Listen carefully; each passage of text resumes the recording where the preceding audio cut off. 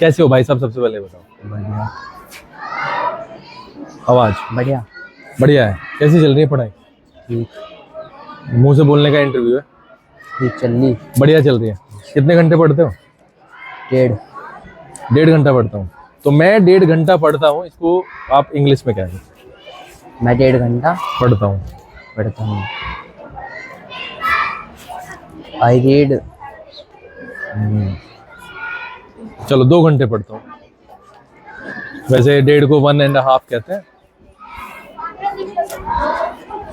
I am क्या था sir? मैं 2 घंटे पढ़ता हूँ रोज।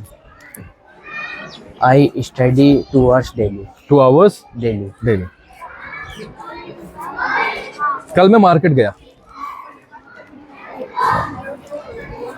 आई विल गो टू मार्केट। कल मैं मार्केट गया। गया। मार्केट गया।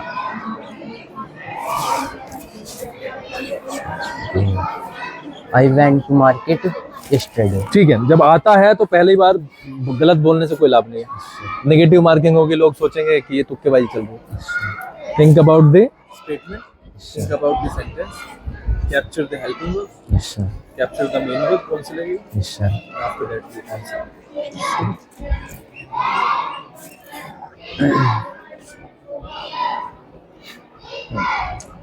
मैं चाय नहीं पीता हूँ।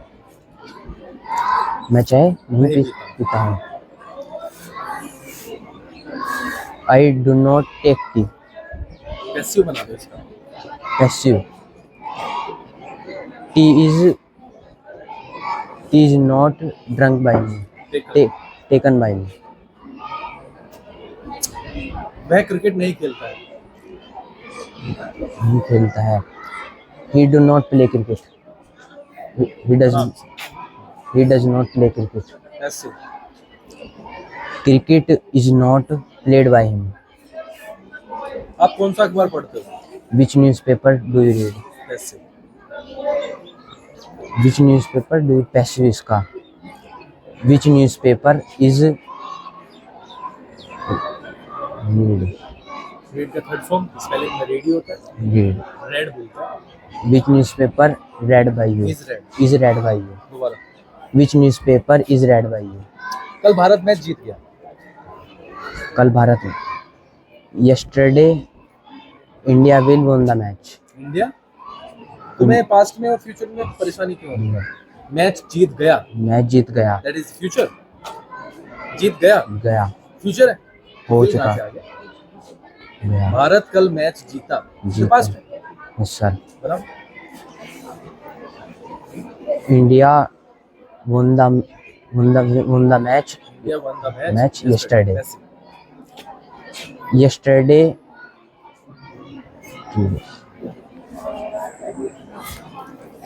Yesterday India will win the match. वही है। इसने एक्टिव बना दिया। Passive. Match is अच्छा से पास्ट है अंकुर। सर। और वो कैमरे के साथ में कंफ्यूज होने की कोई जरूरत नहीं है। जब पास्ट है, जब हमारे टीचर ने बता दिया और हमें भी लग गया कि पास्ट है, तो आप ये बताओ इज कैसे आ सकता है? Is belongs to present. Sir. आप बना रहे हो पास्ट में। सर। इज का तो कोई मतलब नहीं बैठा। Sir. Yesterday India won the match. अब क्या करना है, इसको देखना है ये कहाँ का सेंटेंस है, कहाँ क्या टेंस क्या है। प्रेजेंट इंडेफिनिट है, पास्ट इंडेफिनिट है, फ्यूचर इंडेफिनिट है, पास्ट परफेक्ट क्या है, इसकी हेल्पिंग वर्ब क्या है, हेल्पिंग वर्ब को कन्वर्ट करो। Yesterday India won the match. Yesterday नियम क्या कहता है एक्टिव से पैसिव बनाने के लिए? सबसे पहले जो उसको होगी सब्जेक्ट जो होगा उसको पहले रखना, उसके बाद उसकी मेन वर्ब, फिर हेल्पिंग वर्ब। कंफ्यूज मत हो। जब हम नियम से हिंदी से जब हम इंग्लिश करते हैं तो उसके नियम पता। चार शब्द कौन कौन से होते हैं? Helping verb, subject. सबसे पहले हेल्पिंग वर्ब कैसे आ जाएगा? नहीं मतलब ऐसे बता रहा हूँ। वैसे नहीं, सीक्वेंस से बता। पॉजिटिव का। पॉजिटिव का सबसे पहले आएगा सर हमारा मेन वर्ब।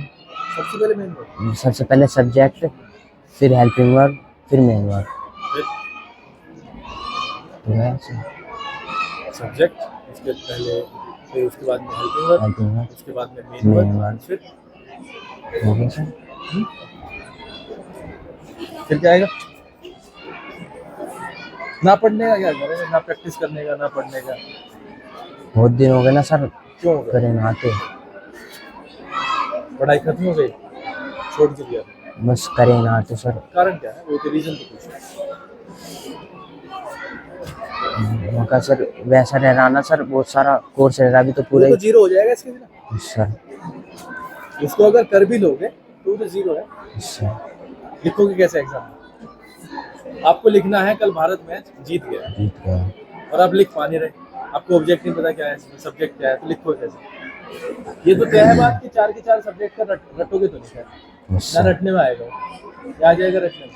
नो सर, तो जब रटने में ही नहीं आएगा तो फिर उसका फायदा क्या? सर तो जो चीज सबसे बड़ा वेपन है, जो चीज सबसे बड़ा हेल्प है, उसी को छोड़ दिया, सर उसका लाभ क्या है?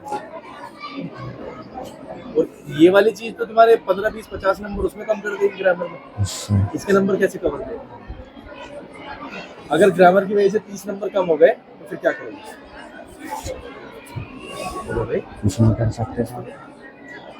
प्रैक्टिस छोड़ने का तो कोई सेंस बनता नहीं था। सर फिर अब हालत ये है कि पॉजिटिव का नियम नहीं पता, और क्या पता हो।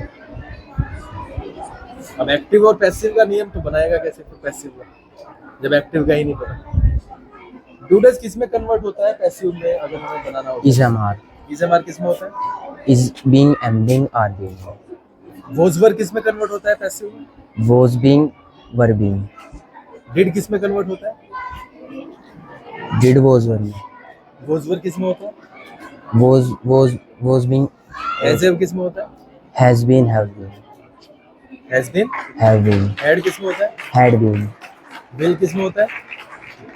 विल, विल शैल, वो वुड में, कैसे हो जाएगा विल? विल भी शैल, विल भी में हो जाएगा पैसिव में, और शैल भी हो जाएगा। आराम से बिना कंफ्यूज हो। अच्छा, इनडायरेक्ट में डूडस किस में कन्वर्ट होगा? डिड में, और डिड? वॉज वर नहीं, डिड हैड में, हैड? हैड में, इजमार किस में कन्वर्ट होगा? पैसे उसमें इनडायरेक्ट में। वॉज वर, वोज वर्ब में। Was were? Was were had been में। वो कौन सा केस होता है जब हम सैड को टोल्ड बना देते हैं? इनडायरेक्ट में, जब डायरेक्ट से इनडायरेक्ट करते हैं, सर लिखा होता है ही सेड, या ही सेड टू मी, या he said to him, he said to them, इस तरीके से लिखा होता है। सर तो सैड को या तो हम सैड ही रहने देते हैं, सर सैड को या तो हम टोल्ड कर देते हैं, या सैड को हम कर देते हैं आस्क। आस्क, ये कब कब करते हैं? चलो तीनों ही आंसर। आस्क तो सर हम जब करते हैं जब कोई क्वेश्चन वर्ड आ जाए उसमें, मतलब क्वेश्चन पूछ ले एक तरीके से, डायरेक्ट में, डायरेक्ट में? डायरेक्ट में, इनडायरेक्ट के दो पार्ट्स होते हैं। सर कौन कौन से होते हैं?